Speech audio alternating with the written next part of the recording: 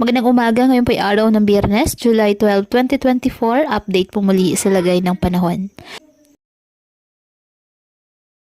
Ayon sa pag-aasa, southwest monsoon nakakaapekto na ngayon sa western section ng southern Luzon, Visayas at Mindanao. ITCZ naman nakakaapekto sa ilang bahagi ng Mindanao. Ngayong araw, ang Palawan, Occidental Mindoro, Western Visayas, Zamboanga Peninsula, Misamis Occidental at Lanao del Norte asahan ang maulap na halangitan na may kalat-kalat na pag-ulan at thunderstorms dahil po sa nasabing habagat.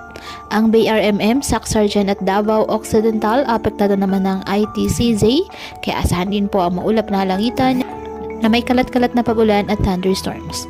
Ang Metro Manila ang nalalabing bahagi ng Mimaropa, Batangas, Cavite, at Laguna, bahagyang maulap hanggang sa maulap na halangitan with isolated rain showers or thunderstorms dahil po sa southwest monsoon.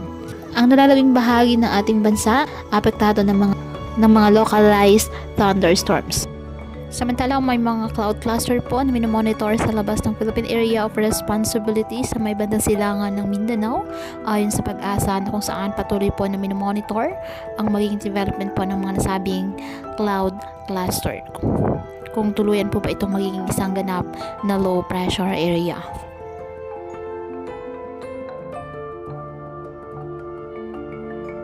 Kaya patuloy pa rin po natin na pinag-iingat ang ating mga kababayan sa banta po ng mga posibilidad ng pagbaha at pagguho ng lupa, lalo na kapag may malalakas na ulan. At ugaliin po na magdala palagi ng payong o kahit ano pa ng gas sa ulan sa tuwing lalabas po ng ating mga tahanan. At yan po muna ang update sa lagay ng panahon ngayong araw. Muli patuloy po tayo na mag-ingat at palaging tandaan, God loves you. Stay safe and God bless.